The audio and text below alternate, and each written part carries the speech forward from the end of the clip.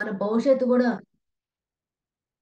మన భవిష్యత్తు ఎలా ఉంటుందో, మరి ఈ భవిష్యత్తు అంటే మనల్ని అందరూ సరిగ్గా చూస్తారో లేదో, మనకి ఎలా జరుగుతుందో ఏమో అనని ఆ బాధ గూడా ఉంటుంది. మన ఆరోగ్యం ఎలా ఉంటుందో ఏమో, పెద్దవాళ్ళయ్యే కొద్దికి మరి నాకెలా జరుగుతుందో అనని ఆ బాధ. ఇదంతా కూడా గతానికి వెళ్ళినా దుఃఖమే వస్తుంది. భవిష్యత్తుకి వెళ్ళినా దుఃఖమే వస్తుంది. వర్తమానంలో జీవించండి అనని పత్రిజీ గారు ఖచ్చితంగా చెప్పారు. వర్తమానం ఒక బహుమానం అన్నమాట. మరి ఎప్పుడు కూడా వర్తమానంలో జీవించే మన జీవన విధానం బట్టే మన జీవితం మొత్తం గూడా ఉంటుంది. మన వర్తమానంలో బాగా జీవించామంటే మన భవిష్యత్తు ఖచ్చితంగా గూడా శ్రీకృష్ణ భగవానుడే జెప్పారు. ఏమనంటే, మరి మీరిప్పుడు మీ వర్తమానం అంటే ఇప్పుడు ధ్యానం చేస్తూ మరణించారు అనంటే, మరి మీకొచ్చే ఆ భవిష్యత్తు జన్మ మీకు అనుకూలంగా జీవిస్తారు. అనుకూలంగా జన్మిస్తారు. మీకంతా అనుకూలంగా ఉంటుంది అననేది శ్రీకృష్ణ భగవానుడు చెప్పారు. సారీ.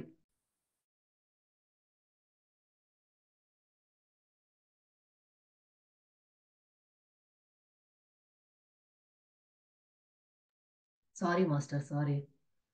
మరి శ్రీకృష్ణ భగవానుడు మరి ఆయన చెప్పారు.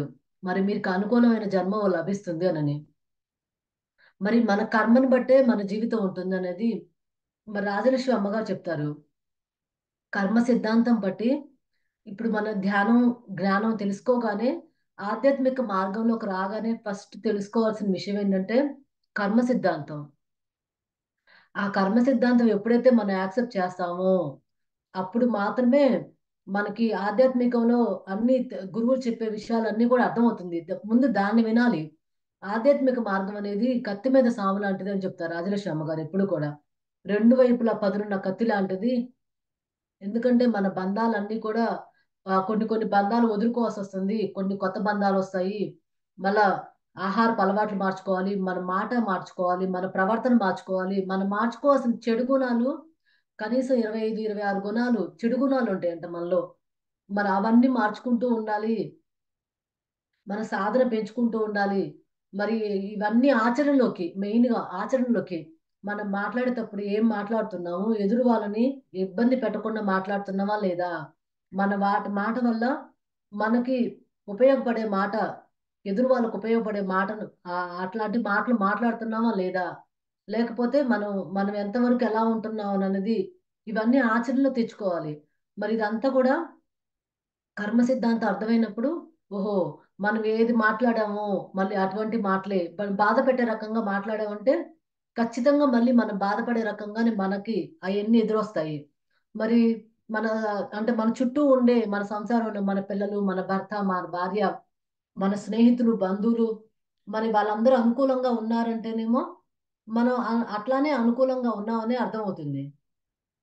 మరి వాళ్ళ వల్ల మనం ఎప్పుడు బాధ వాళ్ళు మాటలతోటి, చేతలతోటి మనల్ని కష్టపెడుతున్నారు, బాధ పెడుతున్నారంటే, మనం అటువంటి పనే మనం చేసొచ్చాము అననేది కర్మ సిద్ధాంతం ఖచ్చితంగా చెప్తుంది. మరి ఈ కర్మ సిద్ధాంతం ఎటువంటి చిన్న తప్పైనా సరే నువ్వు చేశావంటే అది అనుభవించాల్సిందేనని పెద్ద పెద్ద గురువులు, యోగులు, ఋషులు వాళ్ళందరూ కూడా ఖచ్చితంగా మనందరికీ చెప్పారు. అందులో భీష్మ భగవానుడు భీష్ముడున్నారంటే మరి ఆయన ఏం చెప్పారు? అంటే ఆయన ఒకరోజు ఉదాహరణగా ఆయన రథంలో వెళ్తూ ఉంటారంట. వెళ్తూ ఉన్నప్పుడు ఆయన రథం కింద ఒక చక్రం, ఆ చక్రం కింద ఒక పాము అలా వెళ్ళబోతూ ఉంటుందంట. వెళ్ళబోతూ ఉన్నప్పుడు మరాయన తన యొక్క బాణంతోటి దాన్ని జాగ్రత్తగానే తీసి పక్కనే అంటే ఆయన పడేయాలి, దాన్ని చంపేయాలనే ఉద్దేశం ఆయనకు లేకపోయినా గాని, పక్కగా ఉన్న మల్ల కంచెలోకి చూడకుండానే అలా పడేసి ఎళ్ళిపోతారట. వెళ్ళినప్పుడు మరి ఆ పాము ఆ కంచెలోంచి బయటికి రాలేక అది మరణిస్తుందంట. మరి మరణించినప్పుడు మా దానికి గాను మరి ఆ భీష్ముడు అంపశయ్య మీద మరి ఆయన చివరి క్షణాల్లో అంపశయ్య మీద ముళ్ళ కంచెల మీదనే మరి ఆయన యొక్క దేహాన్ని విడవలసొచ్చింది.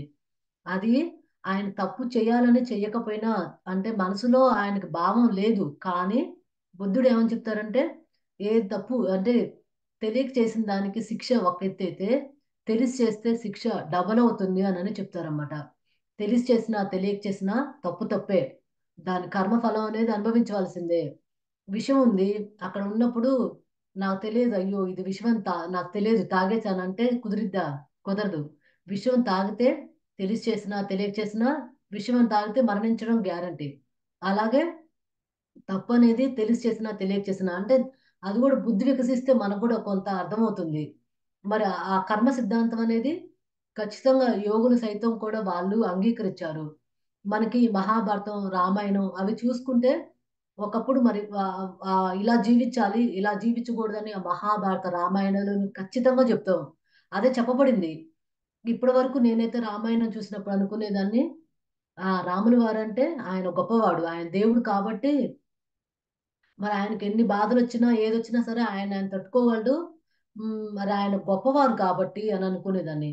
మరి నాకొచ్చిన కష్టాలు, బాధలు ఏవైనా ఉన్నాయి అంటే, మనకేముంది పూజ చేస్తే పుణ్యం వస్తే పోతుంది అనని ఆ భావం ఉండేది.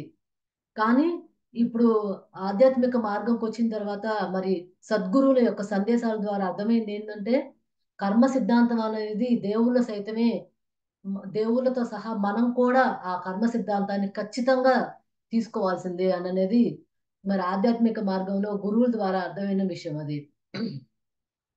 మరి శ్రీరామచంద్రుడు కూడా అట్లనే. మరి ఆయన కూడా మరి రా ర శ్రీకృష్ణ భగవానుడు. మరి ఆయన కూడా మరి ఆయన చిన్నతనం నుంచి కూడా ఎటువంటి బాధలొచ్చినా సరే అసలాయన దాన్ని ఒక బాధలాగే తీసుకోలేదు. మరి ఏదంటే భూమి మీదకి వచ్చి మానవ దేహం తీసుకొని వచ్చిన ఎవ్వరికైనా సరే కర్మ సిద్ధాంతం అనేది ఖచ్చితంగా ఉంటుంది అననేది మరి ఆధ్యాత్మిక గురువుల ద్వారా బాగా అర్థమైన విషయం. అలాగే మాండవ్య మహాముని. మరి ఆయన కూడా ఒక చెట్టు కింద కూర్చొని ధ్యానం చేస్తూ ఉంటారు.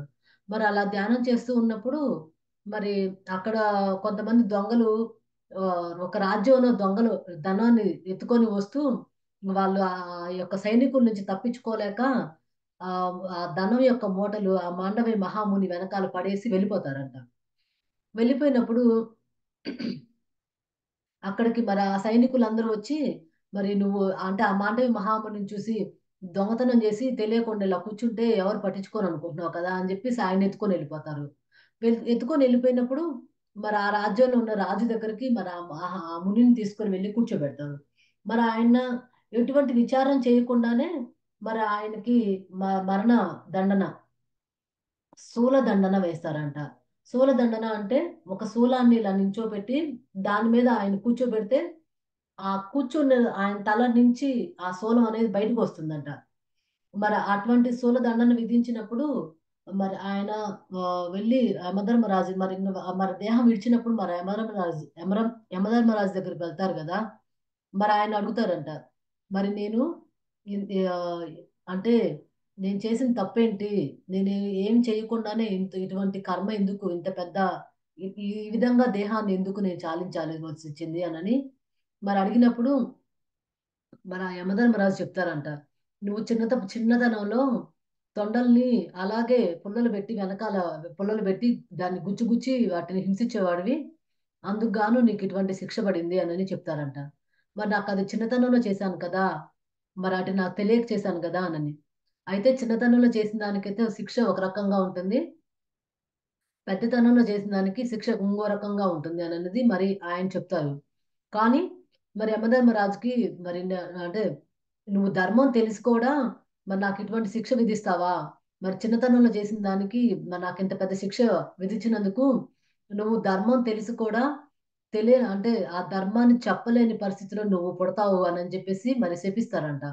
మరి ఆయన భూమి మీద విదురుడుగా జన్మ తీసుకొని మరి విదురుడికి నీతి తెలుసు. ధర్మం తెలుసు. కానీ మరి ఆయన మాట ఎవరు వినరు. అలాంటి స్థితిలో మరి ఆయన జన్మించడం జరుగుతుంది. ఏందంటే మరి కర్మ ఏదైనా సరే చిన్నదైనా సరే, పెద్దదైనా సరే మరి కర్మానుసారం వచ్చింది ఖచ్చితంగా అనుభవించాల్సిందే. రాఘవరావు సార్ చెప్తారు. కర్మ మరి ఎప్పుడు పోతుంది అంటే అనుభవిస్తే పోతుంది. లేకపోతే జ్ఞానాగ్ని దగ్ధ కర్మణం. జ్ఞానం అనేది మన అంత స్థాయిలో ఎప్పుడైతే మనకి వస్తుందో, ఒకసారి జ్ఞానం వచ్చినప్పుడు ఆ తప్పు చేయకూడదు. ఇది చెయ్యొద్దు అంటే మాంసాహారమే తీసుకుంటే అది తినొద్దు అనని చెప్పారు. మరి ఆ జీవహింస మహాపాపం అని చెప్పారు.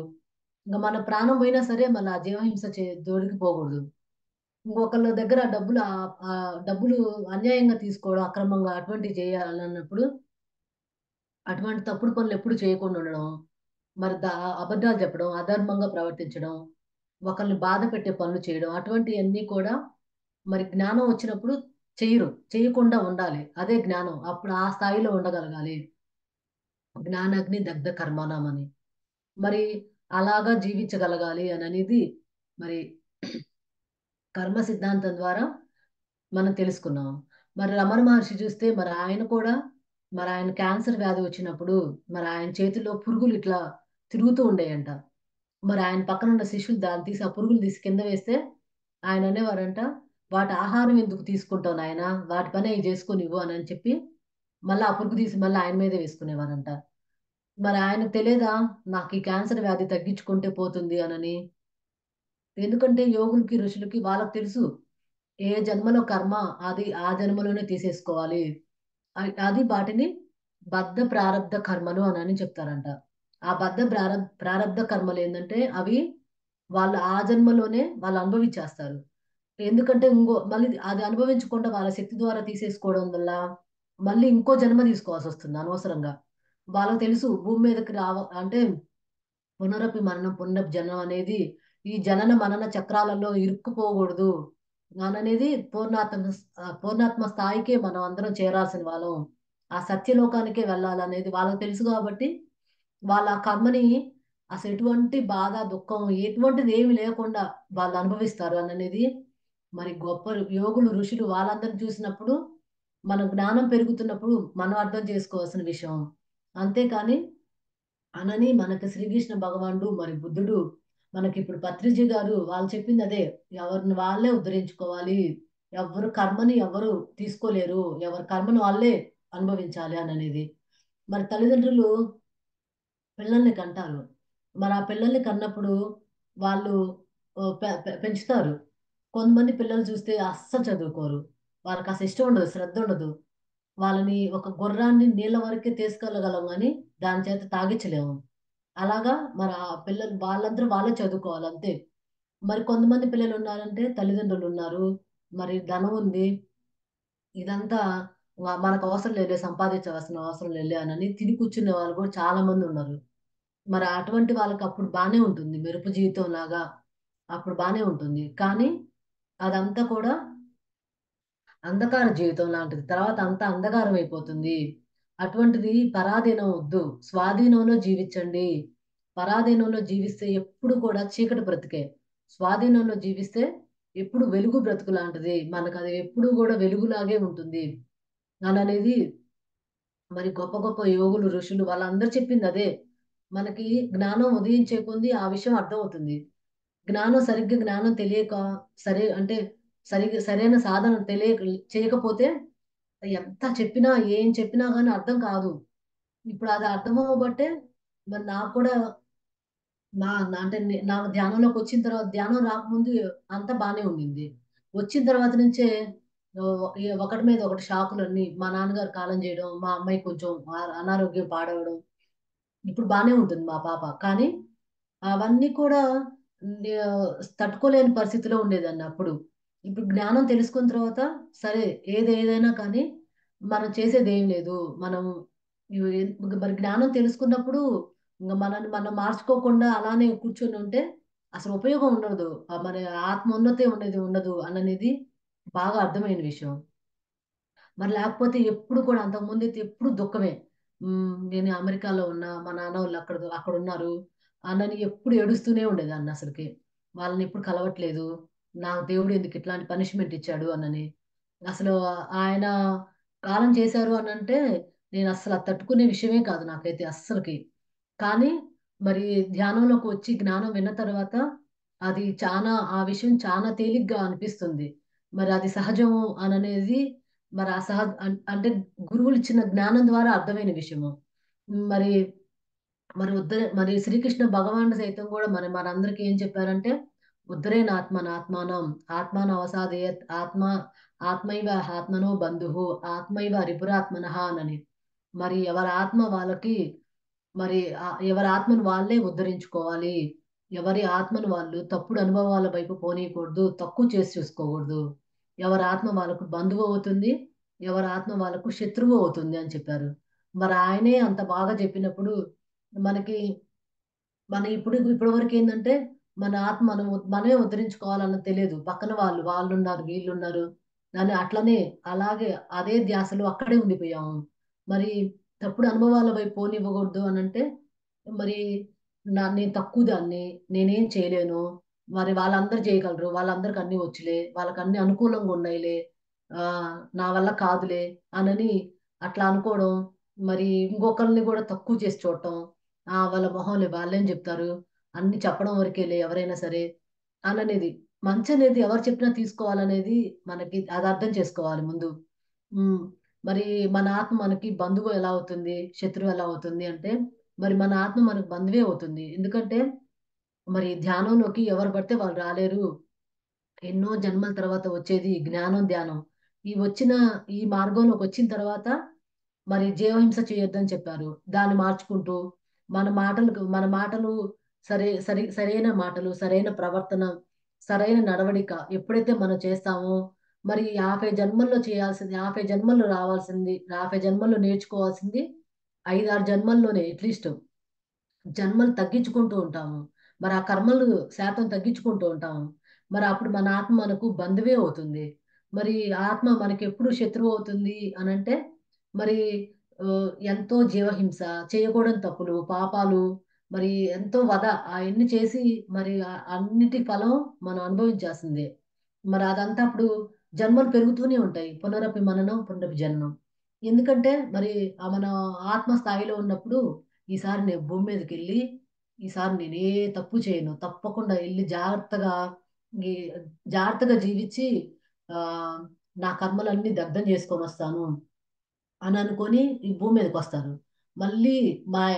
మాయలో పడటం, మళ్ళీ అదే సంసారం, కుటుంబం ఈ వ్యవహారంలో పడిపోయి, మరి సంసారం కోసం వాళ్ళు సంతోషంగుండాలని అధర్మంగా సంపాదించడం, చేయకూడనివి చేయడం, అనకూడనివి అనడం, ఇటువంటి ప్రవర్తన వల్ల మళ్ళీ ఎందుకంటే మన కర్మను మన ఖాతాలో వేసుకుంటున్నాం కాబట్టి మళ్ళీ జన్మలొస్తాయి. దాన్ని మళ్ళీ అనుభవించడానికి మళ్ళీ భూమి మీదకి రావాల్సొస్తుంది. ఇదంతా కూడా తిరుగుతానే ఉండింది. అప్పుడు మనకేమవుతుంది? మన జన్మలు పెరుగుతుంటాయి. మన ఆత్మ మనకప్పుడు శత్రువే అవుతుంది. అందుకని మరి అట్లాగా మన ఆత్మను మనం ఉద్ధరించుకోవాలి అనేది మనకి ఆ శ్రీకృష్ణ భగవానుడు మరి ఎంత బాగా ఇప్పటి వరకేందంటే భగవద్గీత శ్లోకాలు కంఠస్థం చేసి, పారాయణం చేసి రోజు వింటే చాలు. మన పుణ్యం వచ్చేసిద్దని అనుకుంటారు. రాఘవ సారు, పత్రిజి గారు అయన్నీ వినటం గాదు నాయనా! నీ ఆచరణలోకి ఒక్క శ్లోకాన్ని నీ జీవితంలోకి ఆచరణలో పెట్టుకో. నీ జన్మ ధన్యమవుతుంది అననేది. రోజు ఎవరైనా చెప్పడానికి ఆహ్, యమ ఆయన చెప్తారు ఎవరంటే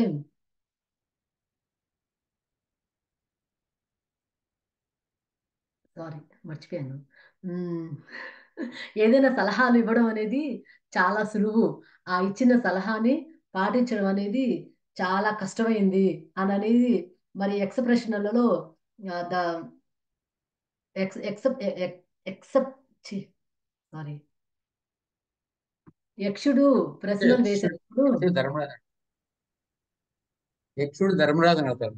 యక్షుడు ధర్మరాజుని ధర్మరాజు. Sorry masters. ధర్మరాజుని మరి ఆయన చెప్తారన్నమాట. మరి సలహాలివ్వడం ఎవరికైనా సులువేను. మరి అది అది పాటించడమే చాలా కష్టము అననేది. మనందరం కూడా అది అర్థమవుతుంది. మరి అదేంటంటే భగవద్గీత శ్లోకాలు చదవడం కాదు. వాటిని ఆచరించాలి. అది మన జీవితంలోకి తీసుకొని మన ఆచరణలో తెచ్చుకోవాలన్నదే. మరి ఈ సార్ రాకముందు మరి మా ఇంట్లో కూడా నిజంగానే మాంసాహారం బయట తినేవారు మా వారు, పిల్లలు. మరి సారొచ్చిన తర్వాత మరి జ్ఞానం చెప్పిన తర్వాత మరి ఆ ఎగ్ తినేదాన్ని నేను కూడా. మరి అవన్నీ జీవహింస చేయొద్దు అనని చెప్పారు. మరి దాని ద్వారా మరి అది ఖచ్చితంగా మార్చుకున్నాము. మరి మాటల ద్వారా అంటే అంటే చిన్నతనం నుంచైనా గానీ అంత ఎక్కువగా అందరిని బాధపెట్టే ఉద్దేశం అంత ఇష్టముండేది కాదు. కానీ ఆహ్, ఇంకా బంధాలలోంచి బయటపడాలి అయన్నీ అది తెలుసుకుంటున్నాము. మరి మాకు ఏమన్నా కష్టాలు, బాధలొచ్చినప్పుడు బంధువుల ద్వారా కాదు, మన ద్వారానే మనకొచ్చింది అననేది అదైతే తెలుసుకున్నాం అన్నమాట ఖచ్చితంగా. మరి మా జీవితంలో గూడా ఒక పెద్ద కష్టం వచ్చినప్పుడు, అప్పుడు జ్ఞానం వచ్చింది గాబట్టి, మా నాన్నగారు పోయినప్పుడు అవన్నీ ఇంగ ఇతరుల మీద ఎటువంటి నిందలు అయన్నీ ఎయకుండా అంటే ఆయన వాళ్ళ అలా కాకుండా అంటే ఇది సహజంగానే జరిగింది. అననే అవగాహన వచ్చింది. మరి మా మా ధనం గూడా కొంచెం కోల్పోవడం జరిగింది. అప్పుడు గూడా ఇట్స్ ఓకే. మనం ఏదో గతంలో కర్మ చేసుకొనొచ్చాము. ఆ కర్మ ఇక్కడ ఇలా అనుభవిస్తున్నాం. అయిపోయిందంతే. అననేది సైలెంట్‌గా ఆ జ్ఞానం తెలుసుకున్నాం గాబట్టి, ఇంకొకరి మీద నిందలనేది వేయకుండా ఉండిపోయాము. లేకపోయుంటే జ్ఞానం లేకపోయుంటే వీళ్ళ వల్లనే, వాళ్ళ వల్లనే అనని అలాగే తిట్టుకుంటూ కర్మలన్నీ మళ్ళీ మన ఖాతాలో వేసుకుంటూనే ఉంటాము. రాజర్షి అమ్మగారు చెప్తారు. మన కర్మలన్నీ ఎక్కువ చేస్తూ ఉంటే అంటే మన మాటల వల్ల మన కర్మలైతే కర్మల వల్ల జన్మే పెరుగుతుంది అననేది. మరి అదంతా కూడా జ్ఞానం తెలుసుకున్నప్పుడు ఇంగ సరే అయిపోయింది. ఇంకేదైనా సరే మనం కర్మ చేసొచ్చాము. దాన్ని అనుభవిస్తున్నాము. అనని ఖచ్చితంగా తెలుసుకుంటాం గాబట్టి, మరి దాన్ని అంతటితోనే వదిలేస్తామనమాట. మరలాగే మనకి గురువులుంటారు. మరి ఆ గురువులు మనకి ఆధ్యాత్మిక మార్గంలో మనకి చూపిస్తారు. మనకు దారి మాత్రమే చూపిస్తారు. మరి అందులో వెళ్ళవలసింది అదంతా మనమే చేయాలి. మరి దానికి ఏం కావాలి? శ్రద్ధ. మరి ఆ శ్రద్ధ ప్రతిరోజు గూడా మన ధ్యానాన్ని, జ్ఞానాన్ని వింటూ ఉన్నప్పుడు మరి అది ఎంత శ్రద్ధగానో అధమ అధమ శ్రవణం చేయకూడదు. ఉత్తమ శ్రవణం. మరి ఆ ఉత్తమ శ్రవణం ఎప్పుడైతే చేస్తామో మనకి అమ్మగారు చెప్తారు. శ్రవణం చేయడం వల్ల మన గత జన్మల వాసనలు కూడా తొలుగుతూ ఉంటాయని చెప్తారన్నమాట. మరి మన గత జన్మల వాసనలు తొలగించుకుంటూ మరి సాధన ఎక్కువ పెంచుకుంటూ ఉన్నప్పుడు మన శ్రద్ధ ఎప్పుడైతే మనకు పెరుగుతుందో, మన శ్రద్ధ మనల్ని ఉన్నత స్థితికి తీసుకెళ్తుంది.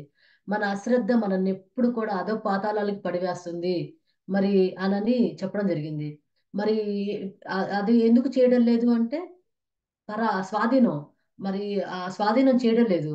ఎప్పుడు పరాధీనంలోనే వాళ్ళున్నారు, వీళ్ళున్నారు, దేవుడా నన్ను క్షమించు, నన్ను రక్షించు, నన్ను వేడుకుంటా అది అట్లా వేడుకుంటున్నారు. ఏందంటే మరి ఏ రాముడో, కృష్ణుడో వచ్చి మనల్ని ఆదుకుంటాడు అని అనుకుంటున్నారు.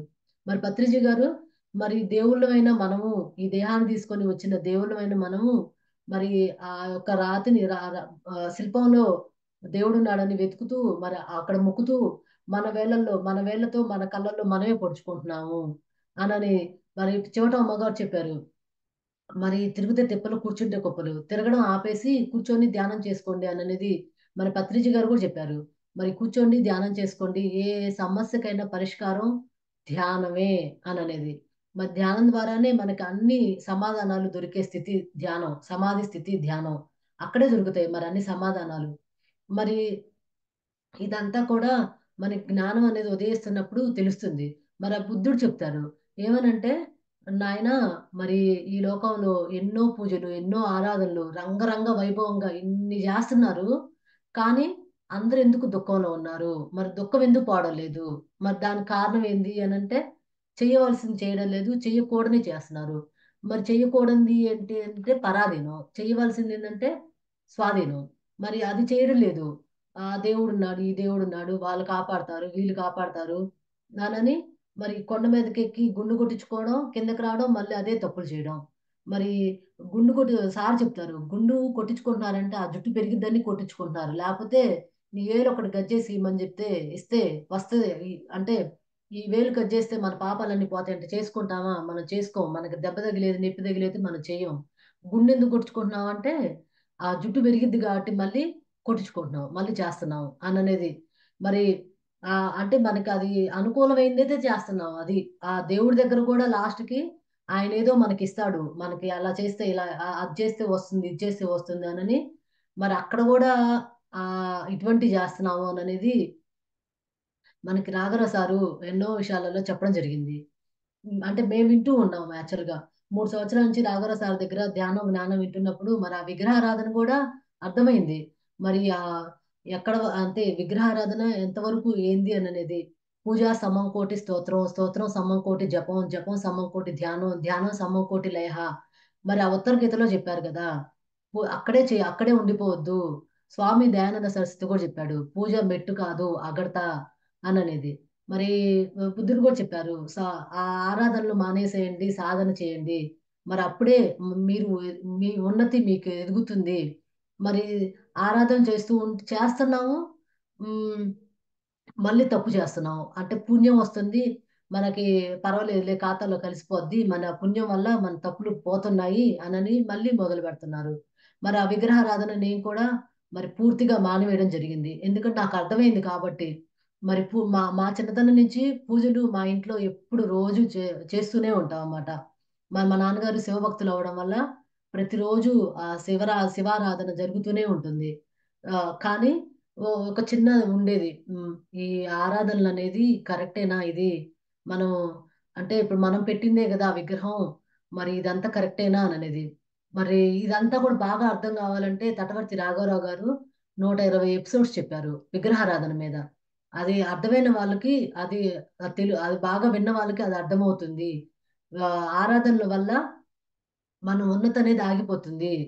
మరి సాధన వల్ల మన ఉన్నతి పెరుగుతుంది. ఆత్మ ఉన్నతి పెరుగుతుంది. మన ఆత్మ ఉన్నతి కోసమే మనం చేసుకోవాలి. అంతేగాని మన ఆరాధనలు చేసుకుంటూ అక్కడే ఉండిపోవద్దు. మనం ఒక గమ్యస్థానానికెళ్ళాలంటే మన మెట్లు ఎక్కుతూ ఉన్నప్పుడు ఒక మెట్టు ఎక్కాలంటే ఇంకో మెట్టుని వదిలేయాల. పూజలనేది తప్పేమి కాదని కాదు. కానీ అర్థమైన వాళ్ళు అక్కడే ఆగిపోవద్దు అనని చెప్తున్నారు అంతే. తప్పు మీరు చేయొద్దు అనని ఖచ్చితంగా ఖండించి ఎవరేం చెప్పడం లేదు. ఎవరెవరు అర్థమైన స్థాయిని బట్టి వాళ్ళు చేసుకుంటారు అననేది మరి అర్థమవుతుంది. మరి అలాగా మరి చేయవలసిందే చేయాలి. చేయవలసింది ఎప్పుడైతే మనం చేస్తూ ఉంటామో, మనం పొందవలసింది ఖచ్చితంగా పొందుతూ ఉంటాము. మనకి రాజలక్ష్మి అమ్మగారు ఏమని చెప్తారంటే, "మీకు ప్రారబ్ధంలో ప్రాప్తిస్తే ప్రయత్నపూర్వకంగా వస్తుంది. ప్రారబ్ధంలో ప్రాప్తించకపోతే నువ్వెంత ప్రయత్నం చేసినా రాదు. అందుకనే మీకున్న దాంతోటి ఏదైతే భగవంతుడిచ్చాడో దాంతోటి ప్రశాంతంగా, తృప్తిగా ఉండండి. లేని దాని గురించి మరి ఆలోచించొద్దు" అననేది మరి ఖచ్చితంగా రాజలక్ష్మి అమ్మగారు చెప్పడం జరిగింది. మరి జీసస్ మరి ఆయన కూడా ఏమని చెప్పారంటే, "as you sow, so you reap." నువ్వేదైతే విత్తుతావో అదే పొందుతావు. మామిడి చెట్టు వేసావు అంటే, నువ్వు మామిడి కాయలే పొందుతావు. వేప చెట్టు వేస్తే వేప చెట్టే వస్తుంది కానీ మామిడి చెట్టు రాదు. నువ్వే ఫలమైతే చేస్తావో ఆ కర్మ ఫలమే మీకు అనుభవిస్తావు. అదే పొందుతావు. అంతేగాని మరి ఇంకేది రాదు అనని మరి ఆ జీసస్ కూడా మరి ఆయన కూడా చెప్పారు. మరి ఇదంతా కూడా ఈ జ్ఞానం అంతా కూడా ఒక గురువు మీద ఎంతో విశ్వాసంతోటి వినవలసిన విషయం. ఎంతో విశ్వాసంతో ఒకటుండాలి. ఆ జీసస్ అంట ఒకసారి ఇలా వెళ్తున్నప్పుడు ఆయన ఆయన మీదున్న కండువ అలా జారువాడిగా ఉండి వెళ్తున్నప్పుడు ఒక కుష్ఠరోగి ఆ కండువాని పట్టుకొని నాకు తగ్గిద్ది అనే ఎంతో విశ్వాసంతో, నమ్మకంతో పట్టుకుంటారంట. అది వెంటనే ఆయనకు అది తగ్గిపోతుందట ఆ రోగం. ఇంకొకళ్ళేం జేస్తారు, అవునా! నాకు గూడా వస్తుంది. ఎంతవరకు తగ్గిస్తాడు చూస్తా పద అనని ఆయన అహంకారంతోటొచ్చి పట్టుకుంటాడు. అతనికి తగ్గదు. అప్పుడు చెప్తారంట, "నీ విశ్వాసమే నిన్ను కాపాడింది నాయనా. ఎవరు ఏదైతే వాళ్ళ వాళ్ళ విశ్వాసం బట్టి ఉంటుందో, ఎవరి వారి నమ్మకం బట్టి ఉంటుందో, అదే నెరవేరుతుంది" అనని. "నా వల్ల ఏమీ కాదులే నాయనా" అనని. మరి అలాగా మన గురువు పట్ల ఎంతో విశ్వాసంతోటి, నమ్మకంతోటి, ఎంతో శ్రద్ధతోటి, ఆ భగవంతుని మీద శ్రద్ధతోటి ధ్యానం చేయాలి. అంతేకాని నాకు ధ్యానం చేస్తే అదొస్తుంది, ఈ లాభాలొస్తాయి, ఆ లాభాలొస్తాయి. వాళ్ళొచ్చి హాస్టల్ మాస్టర్స్ అయ్యిస్తారు, ఇయిస్తారు. కోరికల కోసం, సంకల్పాల కోసం, దేహం కోసం, ఇటువంటి వాటి కోసం ధ్యానం చేయొద్దు అని ఖచ్చితంగా చెప్తారు రాఘవరావు సారయితే. ధ్యానం దేనికోసం చేయాలి నాయనా అంటే, భగవంతుని పొందడం కోసం, భగవంతుని గురించి తెలుసుకోవడం కోసం చేయాలి ధ్యానం అనేది. ధ్యానం జ్ఞానం కోసం మాత్రమే, ఇంకే దేని కోసం కాదు అననేది అక్కడ బాగా అర్థం అవ్వడం వల్ల, ఆ విషయం బాగా నచ్చడం వల్ల రాఘవరావు సార్‌ని ఎప్పటికీ వదలలేకపోతున్నాం. మరి ఆయనే కరెక్ట్‌గా చెప్పారు. మరి ధ్యానం అనేది ఎందుకు? మరి అది ఎంతో గొప్ప మార్గం అసలది. ఇటువంటి వాటి కోసం ధ్యానాన్ని ఉపయోగించుకోవద్దు అననేది మరి అందుకని సార్ దగ్గర అందరూ నిలవాలంటే నిలవలేరు. వచ్చిన శిష్యులందరూ కూడా మరి ఇటువంటియన్నీ నచ్చాలి. ధ్యానం సంకల్పాలు పెట్టుకొని నా కోరికలు నెరవేరుతున్నాయి. అయి తీరుతున్నాయి, ఇయి తీరుతున్నాయి. ఈ జన్మ వరకే అది అనేది అర్థమైతే ఎందుకంటే మన ఆత్మ ఉన్నతికి, మనం ఈ భూమి మీదకి రాకుండా ఉండడానికి మన ప్రణాళిక అనేది అర్థమైతే, ఎటువంటి ఎటువంటి వాటి కోసం ధ్యానం చేయరు అననేది అర్థమవుతుంది. ఒక రైస్ మిల్లులో ఒక బియ్యం బస్తా ఎళ్లి ఒక వడ్లు బస్తా ఎళ్లి రైస్ మిల్లులో వేస్తే, అక్కడి నుంచి మనం బియ్యం తీసుకొని రావడమే మన డెస్టినేషన్ అంతే. బియ్యం అందులో వడ్లేయగానే నాకు నోకొస్తుంది, ఓకొస్తుంది, మరి పొట్టొస్తుంది ఇయన్నీ అమ్ముకుంటా అనని అనుకుంటే పిచ్చివాళ్ళే. అయన్నీ వస్తాయి. మనకు కావాలన్నా రాకపోయినా వచ్చేయి వస్తూనే ఉంటాయి బయటికి. కానీ లాస్ట్‌కి బియ్యం కోసమే మనం వడ్లేస్తాము.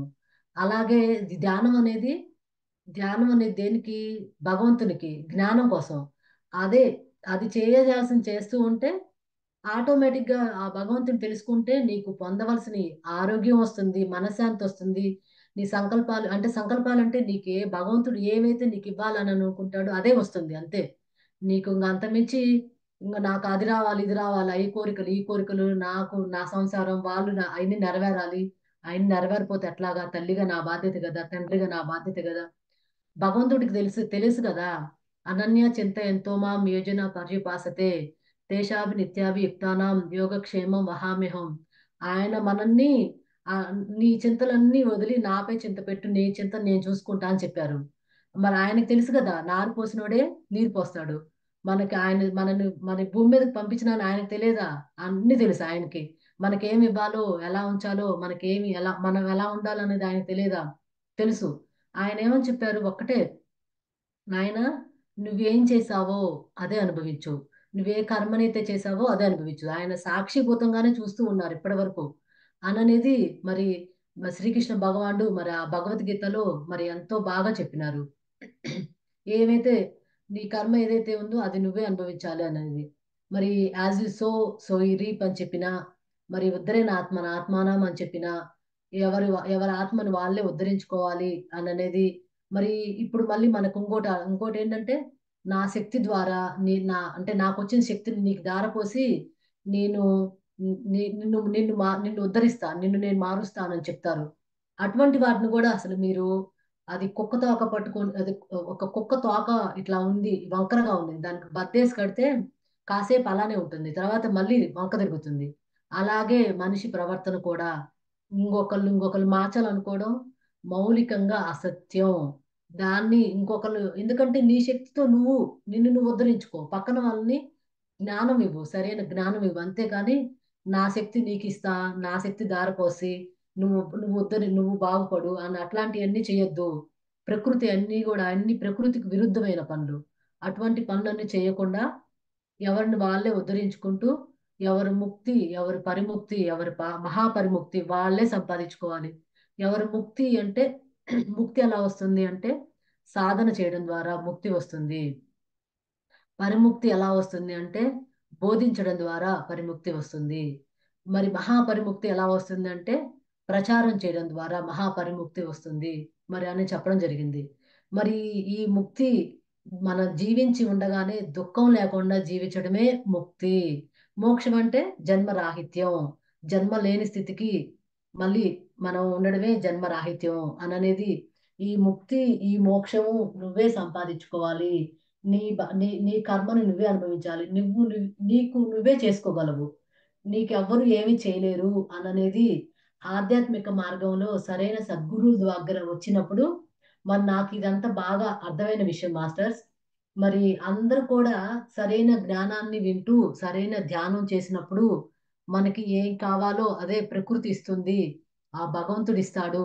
మనం దేనికోసం మనం ప్రయత్నం చేయనవసరం లేదు. ఎందుకంటే మనం గతం గురించి ఆలోచించి ఏం చేసినా అయిపోయిన గతాన్ని మనం తీసుకురాలేము, మన భవిష్యత్తుని జరగబోయే దాన్ని ఆపలేము అననేది ఖచ్చితంగా అర్థం చేసుకుని వర్తమానంలో జీవించాలి. ఎవరిని వాళ్ళే ఉద్ధరించుకోవాలి. ఎవరి కడుపు వాళ్ళ అంటే ఎవరు తిన్న ఆహారం వాళ్ళకే కడుపు నిండుతుంది, ఎవరి తలనొప్పి వాళ్ళే భరించాలి. మన శక్తిని పెంచుకుంటూ ఉండాలి, సరైన సాధన చేస్తూ ఉండాలి అననేది మరి అర్థం చేసుకోవాలి. మరి నాకు ఇంత గొప్ప అవకాశం ఇచ్చిన ప్రసన్న మేడం గారికి, మరి ఇంత శ్రద్ధగా విన్న మరి ఆత్మ బంధువులందరికీ నా యొక్క ధన్యవాదాలు. Thank you masters.